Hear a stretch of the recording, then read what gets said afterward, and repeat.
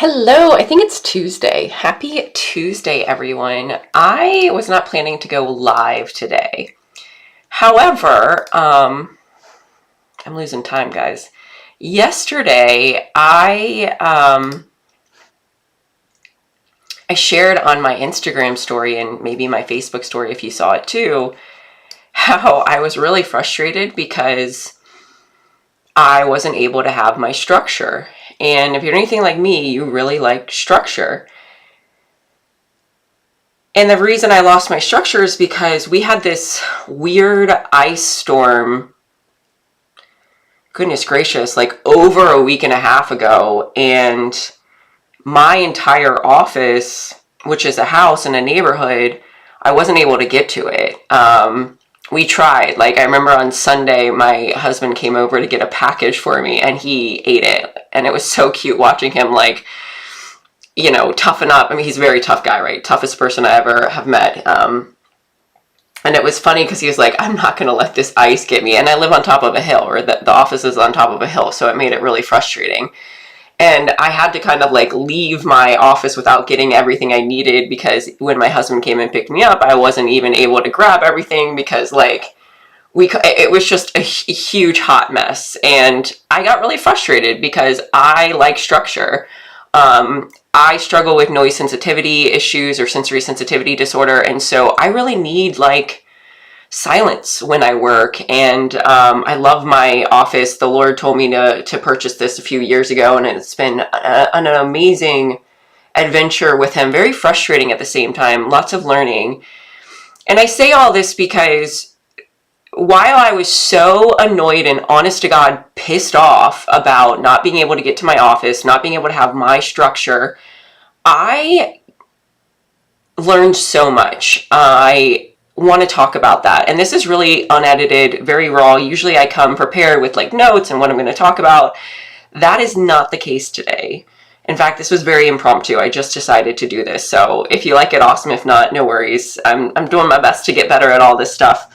But I want to share what I learned because, and I'm going to get honest, I'm going to get really personal. Like, I am not someone in the psychology Christian world who thinks I'm perfect. I am like so flipping flawed. I have so many issues. I have spent the last 10 plus years healing from insane amount of trauma from my childhood. And so I am going to just tell you, like, I am the first person that will admit that, like, I'm not perfect. Don't think I'm perfect. Very, very far from perfect. But I say all that because for you to understand why the structure was so frustrating for me, you need to understand that one of my biggest goals was to have a house or have a space that was mine that no one could take from me, because I never had that as a kid. I had to move out when I was 16. I just couch surfed, lived in my car, stayed with people I had no business staying with, like didn't pick the best friends by any means at that age. But a few years ago, I was able to buy this house, which has turned into my office because I live with my husband, and it has been such an awesome thing. And I got married not even 90 days ago, and this is where I'm just going to be honest. You can take it, you can leave it. But I was like, I would always joke that I think we should have his and her houses, because I still had so much trepidation of living with someone because it was never a good experience for me, if that makes sense. And my husband and I didn't live together before we got married. We did our best to really maintain a very godly relationship, which isn't for everyone, which is totally fine too. And so I remember for years I've been praying, like, God, help me use my evenings better, because I'm a morning person, like wake up, get stuff done. And these past few days of where I have been forced to stay at my house, which has been hard, because if you're anything like me, you like your structure, and if you like working in silence, then you'll understand, like, I kind of call this my sanctuary. This is where I get connected with God and do some of my best work. And I wasn't able to have that. And so I was so frustrated. It definitely took some of my frustration, not out on my husband by any means, but he definitely got a mouthful of it. And so, yesterday I was realizing, like, okay, after I got over my little, like, tantrum, life's not going to be the way I want it to be moment, I started to look at some realities, because this is what's really crazy, and I'm all over the place, but it's going to make sense. So if I showed you what is on this road in my house, it is nothing but an ice skating ring. It is 4 inches of ice. I'm literally right in the sun. And I have had 2 people, because I've hired a crew to break up the ice. They couldn't break up the ice even after they put salt on it and let it sit for 24 hours in the sun. They couldn't break through. And then I'm getting my siding on this office redone, and they just dropped the siding off, and they're gonna have to come and re-pick it up. Unfortunately, the truck got stuck because the road outside has not been treated. There's no sand, there's no salt. Like, it's a flipping ice rink, to the point that I was prepared, because I was like, I got to get in my office today. I'm not going to do this anymore. I can do it. That I was prepared to park about half a mile away where they're like Cramptons, like the things you put on your shoes so you can walk in the ice. Put those on and just like hike over here, because the people I hired to break the ice were able at least to put sand on the driveway. And again, I'm on a hill, so whew. And both of these people are like, none of this makes sense. Like, if you would go to the rest of the community, literally, if you just go a quarter of a mile away, the roads are clear. There's grass showing. For some reason, this 1/10 of a mile road just did not get, I don't know, it just got hit a lot harder. So I haven't been able to be in my office. I haven't had some of the stuff that I needed. I'm going to be getting siding replaced, which stresses me out more because I'm not going to be able to do some of the work here too. And so I'm like getting frustrated, and then I'm like, okay, let's look at stuff here, because I really believe God is sovereign. And depending on if you believe he's sovereign or not, this is going to change your connection with him. Like, because there's lots of theories of his sovereignty. And I believe that it's more kind of like, God is, you could say, like a current, and he's going to get you to where he needs you to go. That's kind of what I believe. So I go, okay, God, this is interesting. And I'm very careful not to make meaning where there is no meaning, because people with my temperament really like to make meaning out of everything. And sometimes there is no meaning, and you have to be really mindful of that. So I'm looking at the situation, and I'm like, okay, God, this timing is so interesting. I feel that I am not able to, like, I felt helpless trying to get to my office. Like, I could not get to my property. And that frustrated me. And if you've ever felt helpless, that's just an annoying thing at the end of the day. So then I'm like, okay, I can't get to it. And it's annoying because everyone else can get to their house, it seems like, but the people on my street. And then I look at the fact that, and I'm supposed to get siding redone. In fact, we are going to be a week and a half late in getting the siding done because of this weird ice storm and the fact that, like, it's not melted whatsoever. It is 4 inches of solid ice outside. In fact, when I drove my car up because of the sand, I like got a little bit of a tear because I was like, oh my gosh, I'm finally here. It's so amazing. And so then I was like, okay, God, this is interesting. I feel like you are allowing me not to have access to my house, to my office. Why? And what's really crazy about this is it's the same time period of when I'm getting siding, which I mentally had to prepare. Okay, I won't be in this office. Again, sensory sensitivity issues are real for me. I struggle with noise. It's how I had to learn how to survive when I was a kid, because constant sexual abuse, constant violence, constant death threats. That's just the environment I grew up in, right? That's what my brother did to me. I'll just be blunt about it. And so noise bothers me. And I was like, okay, I can mentally prepare. I'll adapt, what have you. And sometimes I can like drag my feet on things. I'm not proud of that. Again, I never said I was perfect, so what have you. And I was like, it's interesting that this house, when I first got it, it kind of was like a castle to me in the sense. It was like this place where like we sit up on a hill, everyone else is below us. And it was just like, I bought this house in 2021 when you like had to guess how many jelly beans were in the jar and you won a house, right? And you had no idea what houses were coming the next week until all the houses that week were gone. It was insane. We got the house. I had so much peace. And sorry, I'm overcoming a virus. And then this timing of, okay, we have the ice storm and now the siding. And I go, okay, God, what are you stripping from me? What are you removing? Because it was painful not being able to come to my house. I know that sounds silly. Like I'm just being honest. I'm just being like as real as I possibly can be.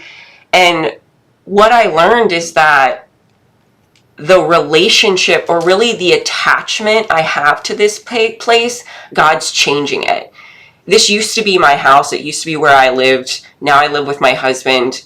And I don't know about you guys, but I don't like working in a house and living in a house because I start to go mad. I don't know if anyone else feels that way, but like that's very COVID-like, of where you just feel trapped, and I don't like feeling trapped.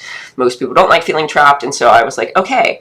And so God told me in March of 2025 to make some updates to this house. And so I did. And I was like, I don't know how I'm going to pay for it. I don't know how this is going to work out. And the funds have come. Blows my mind. I don't understand it. But, you know, the funds have come one way or another, which has been awesome. And he told me to utterly change the design of the house, like, because the house is going to look very different once I finish it. And then he said, I don't want you to see this as your house, which you've labeled the castle. I want you to start to see this as the spiritual bunker, which is a place where you come, you connect with me, you rest, and you create. And I was like, okay, I can do that. Again, this was March 2025. Siding, new windows. If you own a home, that is very expensive. Very expensive. But God made a way for the timing. And one of my biggest, I don't want to say it's a source of attention because that's really too strong. My husband's truly amazing and very kind. But one of the like hardest things for me about marriage is cohabitation. My husband is amazing. And again, we're getting our rhythm, right? We're 90 days married. And I really didn't want to live with someone because I have had such horrible experiences living with people, and it was just something I had to overcome. And so God is like slowly and progressively prepared me to live with my husband in a way that was like, oh, this isn't scary, because again, just chronic abuse, finally lived by myself, and it was like protection. And, you know, if you've had trauma, it's really easy to isolate. I'm just going to be honest, right? It's really easy to stay in those bubbles, something I have to always work on because it's very easy for me to like stay in my office and never go. And so the cool things that have happened from not being able to come to my office for over 5 days, which is a place that sometimes I run to maybe more than I should or shouldn't, right? I'm not trying to judge myself. I'm just trying to be honest and real, is I found that I was able to finally get a rhythm. It's like God had to do something where it's like, no, you can't run, you're uncomfortable, but you need to learn how to adapt. And I will admit, adapting, which is definitely a psychometric, isn't one of my best skills. I wish I was faster at adapting, but I'm not very fast at adapting. Some things I'm really fast at, but like when you take away my autonomy and my structure, there's definitely a moment of like, oh crap, what do I do? How do I navigate this? And I'm just being real. Again, I'm not perfect. If you thought I was perfect, then sorry to disappoint you, I guess. I don't know what to say to that. And so it was really cool to be like, man, I'm getting a rhythm. And I remember like 90 days ago when I was thinking about living with my husband, it kind of freaked me out because I'm like, well, what about this routine? What about these rhythms? Will I find it? How will I get it? And then on top of that, for years, I have prayed to God, asking him to help me develop a habit that I really wanted to develop that I've never been able to do on my own. And what I have learned is living with my husband has allowed me to develop those habits that I've spent years praying for, like reading at night in bed or taking a course at night, because my husband goes to bed at around 7:30 because he has to get up at 3 because he works in the Pentagon and he drives there every day. And so it's awesome to have that downtime where it's like, okay, hey, I'm going to do this while he does that. And so it's just been really, really cool to have that experience. It's also just so cool for me to finally see this house in a way that I'm so grateful for, that has been such a blessing and such a place of restoration for me in these last 5 days, because I was really like, God, how are you going to make this change, right? Like, how are you going to do this?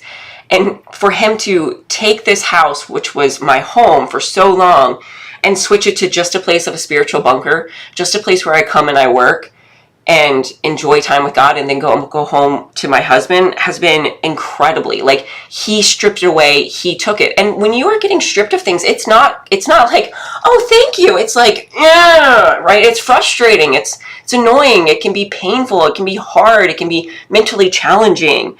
And so I just find the timing so incredibly cool.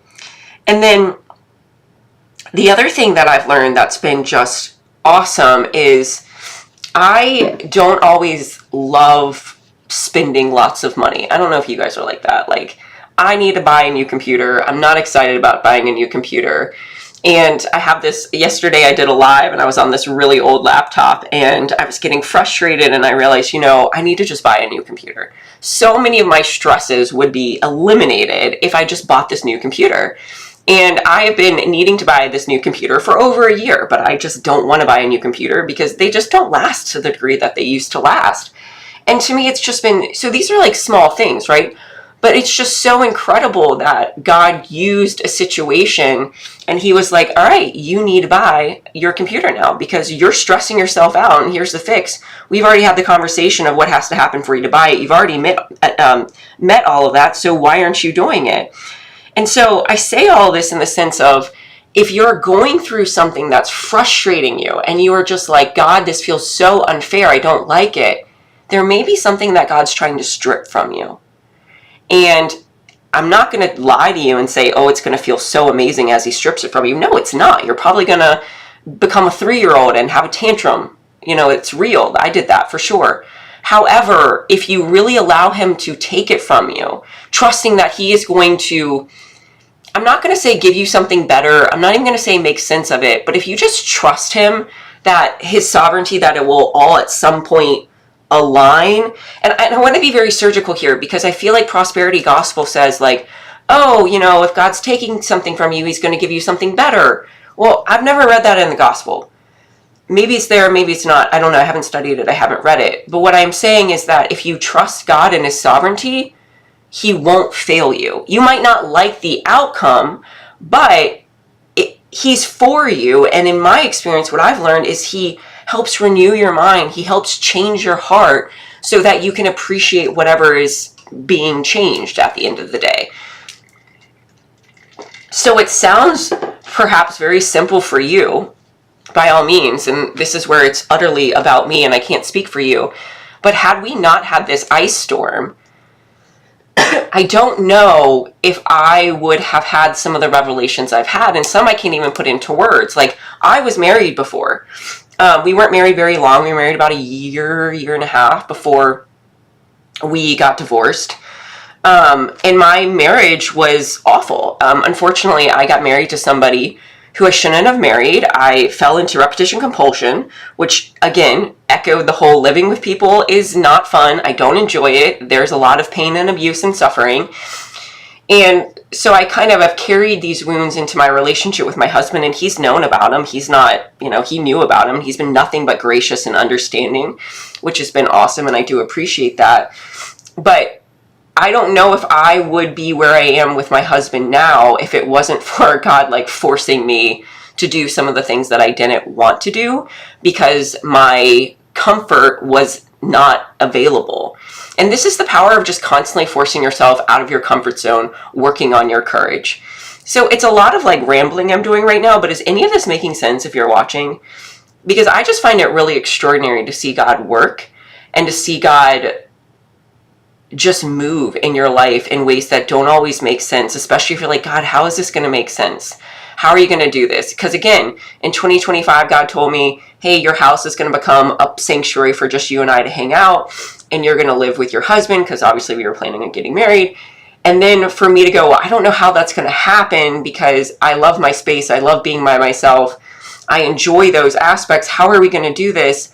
And for him to use an ice storm to change my heart and change my relationship with something that is so huge in my life has just been really cool. I just want to say that. So there's my rant. I don't know if it was helpful. I don't know if it was enjoyable and whatsoever. But again, if you're frustrated by something because life's not ideal for you right now, just don't give up. Like yeah, exactly. He does work everything for the good of his believers. I can talk. And I just hope that this message was encouraging, because I don't know, I just never thought I would ever be at a place where I was so excited to live with my husband. I know that sounds weird. I know people are probably like, whoa, this girl probably has issues. But again, like, it wasn't fun living with my ex-husband. Yeah, exactly. Like, change isn't always pleasant, especially when you get in your routines. But now it's like, I don't know, I'm just so blown away. Like, I don't know. It's cool to even be like, wow, my marriage is so healthy. Because I think when you've been married before, and it wasn't a very fun experience, it's kind of terrifying to have it again, right? Like, so I guess just don't let things, oh, thanks for the comments, guys. You're like making me feel so good, because I feel like I just did a lot of word salads. So I like salad though. So just don't give up. Don't give up. And the other thing is, I don't know why we do this as Christians. Stop acting like you're not a person.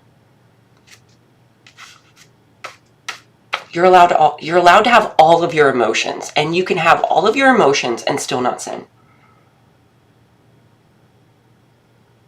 See? Exactly. Exactly. I don't know. I'm just so grateful for it. So grateful. All right, guys, I will go live tomorrow at 10, and it'll be a much more formal live. I'll actually, let's see, what does the content calendar say that we're talking about?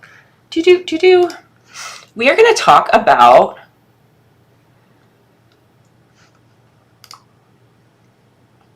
your faith and how it cannot survive the lies. And there's a lot of lies that Christian culture likes to preach.